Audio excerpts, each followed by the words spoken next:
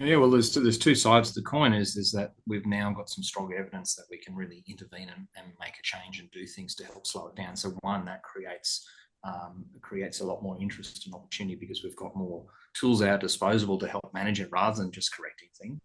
Yeah. But the second part is that the concern about the increase in the number of people becoming myopic or short-sighted is that they're also doing it at a younger age.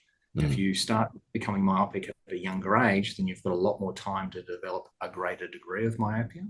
You Mhm. also tend to progress more rapidly when you're young. And then the concern there is that the more myopic you become, there's some strong evidence around that's tied to an increased Mm. risk of certain serious eye diseases in an adult. And so the whole drive around myopia is to prevent people.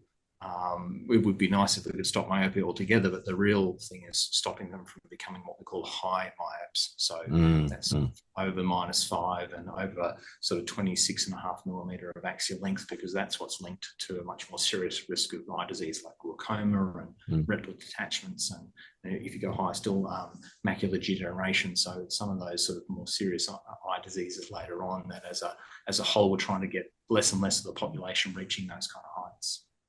So is the science around those long-term effects, like, is it much stronger now than it was, say, a decade ago? Or do we understand a lot more about the long-term implications? Yeah, look, and I think that's just been reinforced over the last decade, and Yeah. and, and certainly it was starting to be pretty strong even a decade ago, but it's only got stronger since. And one of the strengths, and we talk about this a lot, is that sort of outdoor time. And with a lot of research, you've got to be careful around words like causality, Mm. association, relationship, and those sorts of things. And most research ends up showing a relationship or an association between one thing and another.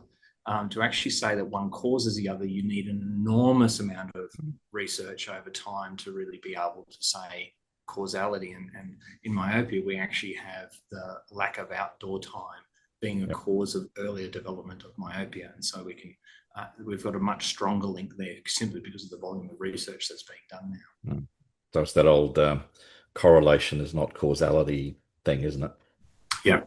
And that brings up the discussion around, is it outdoor time, is it intensive indoor time, and Mm. there is still some information that needs strengthening, but we've got some enough strong evidence, and just looking at the behaviour, you can make some fairly common sense decisions based Mm. on looking at the difference of, well, what do we do now compared to what we used to do 20 years ago. That Yep. might that the evidence kind of suggests is part of the whole mix of things that we're doing that Mm. results in more myopia in the Mm. population.